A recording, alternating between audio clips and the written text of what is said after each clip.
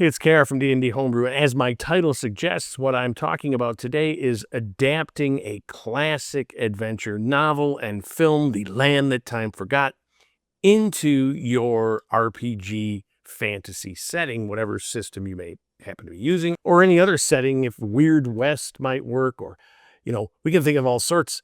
I'm, typically talking about an RPG fantasy setting. And what's interesting about this Burroughs, Edgar Rice Burroughs, famous for writing Tarzan, of course, the Mars books, Barstoon. He also had a Venus thing. He also had another Lost World. I can't think of the name. I'll put it right here. I can never think of that. Those all made Gygax's famous Appendix N. This series, The Land That Time Forgot, there were 3 books, did not for some reason. I don't know why. But I always enjoyed them, first reading them as a kid, and then the movie, famous movie with Doug McClure, pretty hokey, 1974, but I enjoyed it as a kid. And I'm going to talk about a couple things here. I'm going to give a little brief description of the book and the film's plots, and then I'm going to talk about some major, plot ideas and themes and whatnot that you can use to recreate this for your fantasy setting. All right, so both the book and the movie start with a framing device of a message in a bottle that washes up on shore. Someone opens it, reads it, and now we have the account. We're going into a huge flashback, the entire film, about what happened. Set in World War I, a passenger ship is torpedoed by a German U-boat, very nasty sort of thing. Look up the Lusitania if you want more info on that. And a few passengers are rescued. And soon enough, they take over the German sub, and you got to see the details to see how that works. In the book, there's back and forth, and they can't go anywhere, and because they're looked at as a German sub, and the Germans take it back over, and and they end up in the South Pacific, of all places, from, I think it was North Atlantic, right? Well, in the movie, it's a little more realistic. They end up in the South Atlantic, but in both cases, they end up on this mysterious, mist-shrouded island. And again, see King Kong for that kind of trope. And when they get there, low on fuel, they discover a few things. First of all, prehistoric monsters are there, dinosaurs. Second of all, they're living there with these prehistoric-type people, tribesmen. And they also discover oil. And they see the oil as a chance they're going to refine this oil and make it so that it'll run the sub and they can get out of there. Now, the Germans, of course, are portrayed in the original book pretty generally nasty. There is a traitor German on board. Way more in the novel. The captain has a von before his name, German nobility. He is the noble, good German, right? And again, to my German viewers, as always, you got to have the bad guy be a German. I feel for you. But it's in World War I, and they were the enemy. And in the modern one, again, World War I, there's good German, bad German. And basically, there's this conflict goes on through it, and there's some, traitorous behavior and betrayals and whatnot of the commander of the sub and this and that. And what happens, interestingly, for this kind of book is that the hero and his girlfriend basically are trapped on the island, and they end by throwing the bottle into the ocean. They make a life on this island with all these prehistoric creatures, which is kind of a thing. I don't know if you do that today, but whatever. I guess it's set up for the sequels because he wrote 2 more books. And in those 2 more books, especially the 3rd book, he talks about this sort of reverse evolution that occurs on this island when you move from one side to the other.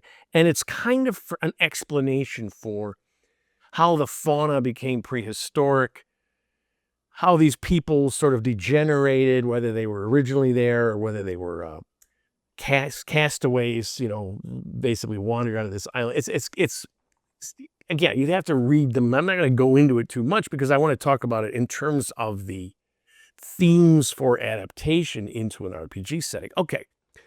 So another thing I'm going to do, I'm going to develop this in greater detail for the Patreon. I'm not going to talk about it too much here, partly because I really want to use it. I think I have a really good idea. And my players watch this channel, so I want them to be surprised by this. They're going to know when they get the framing device that's something up, but I don't want to talk about what I'm actually going to do. So I'm going to talk about what is it when you're adapting something you're taking into your fantasy thing. Well, there's a couple things. First of all, you have the framing device of the bottle. I think this is great. It literally could be a bottle that washes up on shore. Some fisherman finds it and sells it to the players, or they hear about it. It could be in some backpack found, because again, we're going to talk about what this shrouded island is. It could be any device, any little, like a logbook found. Again, the sailor says, I caught it in my nets or something. Since it could be from another dimension, it could be something the players discover as an after effect of some portal or something that's no longer active, and they've got to reactivate it, and it popped out of this portal. Because the second thing is, of course, the lost island concept. It can be a lost island, for sure. But it can also be another dimension, a valley shrouded in mist. Again, that would have to be some trader found it on their frozen. It could be in time, back in time. Some frozen person found with this diary clutched. But the diary itself, what's in the bottle, can't be the whole story because the players have to tell that story. So you don't want to go into the contents on the island. You don't want to go into the conflicts or any of that stuff. You want that to happen in game time. So it's just going to give them a location. You can make up a sidebar story, but you don't want to give away too much. You just want this device of they find out about this lost island or this lost plane, and they're going to get there. And these people maybe are saying, rescue us. Because they can have their own story once the players get there. Are you going to have a submarine deal? Because again, it doesn't matter that in the story it's a tale from people that were on a submarine. But if you want to use that as something, do you have in your world airships or underwater ships? Because you can have those. You could have a ship that sails conventionally and then goes down and whatever. Again, whether that's a regular occurrence or unbelievably rare or whatever, that would make it rare if the players discover this. Or do you just want them to hire a crew and sail to this island, or hire a group that can somehow access this portal or whatever? Because what I think to myself is I might like this, this kind of battle between two groups of NPCs. I'm going up on my shelf and I'm pulling down NPC Core. This is a book Paizo just put out detailing all these NPCs with incredibly detailed stats and everything. And because they didn't put any, like bandits are not in the bestiary, so they put it in this. Because I'm going to be using this to populate my NPCs. I don't want to say too much about what I'm doing, but I'm definitely using this. All right, so somehow they're going to get to this place, this island, if you want to stick to what was in the book and the movie, or something else dimension or whatever. And then they get there and they discover that, obviously, the fauna. This is the classic dinosaur island. This is what we always did with dinosaurs when we played with them. They were in the first monster manual. We didn't just have a T-Rex go by. Oh, look, a brontosaurus by the fantasy village. We just thought, that's just too jarring to us. So we would set up super remote jungles or islands or whatever, and they became the land that time forgot in that sense of these were somehow ancient. Again, it's a magic world, it's fantasy, why shouldn't they exist, and what's more ancient than a dragon?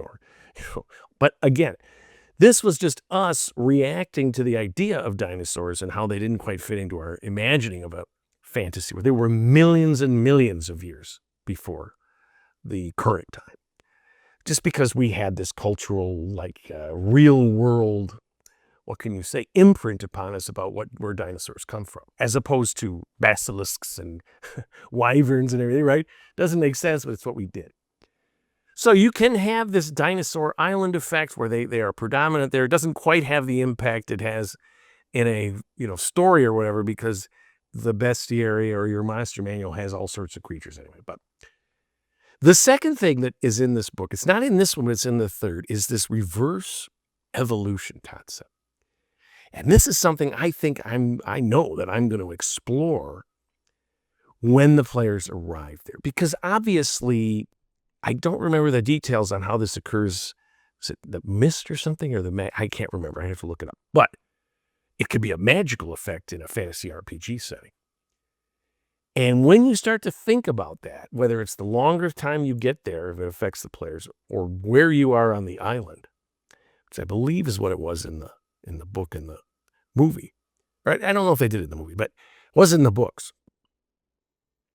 That can be something that you can use. It's obviously a ticking clock sort of situation. It explains things. Can it be reversed? What's happening with these primitive tribes people? Are they in fact descendants of, castaways who have forgotten themselves in this reverse, evolution thing?